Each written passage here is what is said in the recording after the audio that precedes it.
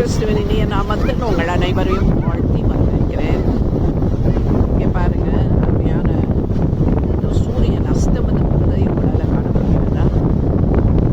நம்முடைய வாழ்க்கையிலும் ஒரு வேளை சூரியன் அஸ்தமிக்கும் ஒரு சம்பவங்கள், அது போன்ற சம்பவங்கள் நிகழ்வான இதே சூரியனை உண்டாக்கி அது இன்று வரையில் அவருடைய வார்த்தைக்கு கீழ்ப்படிந்து செய்து கொண்டிருக்கிற சகல சிருஷ்டிக்கும் எஜமானாக இருக்கிற நம் ஆண்டவர் நம்முடைய வாழ்க்கையில் அஸ்தமிக்கும் அநேக ஆசீர்வாதங்களை அதை உதயமாக்க அவரால் முடியும்.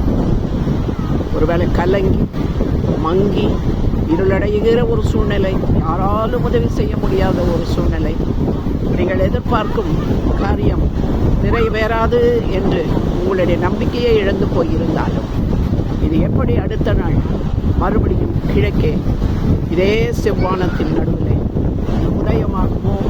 அப்படியாய் நீதியின் சூரியன் நமக்காக எழுந்தருளி வைராக்கியமாய் தீவிரமாய் செயல்படுவார், கிரியை செய்வார், நம்மை ஜெயமெடுக்க வைப்பார்.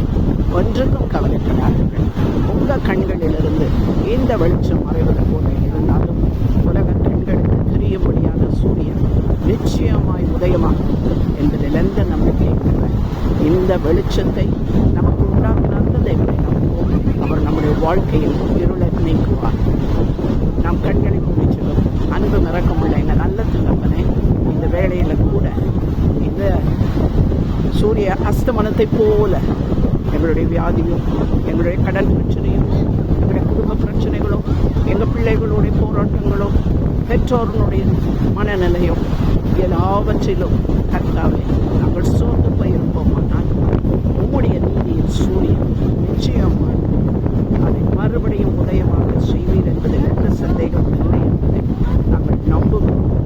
ஆமாண்டவரே, இந்த சூரியனையும் சந்திரனையும் உண்டாக்கின தேவன் எங்கள் வாழ்க்கையிலும் அப்படிப்பட்ட ஒரு பேரொளியை கட்டளையிடுவீர் என்று நாங்கள் விசுவாசிக்கிறோம்.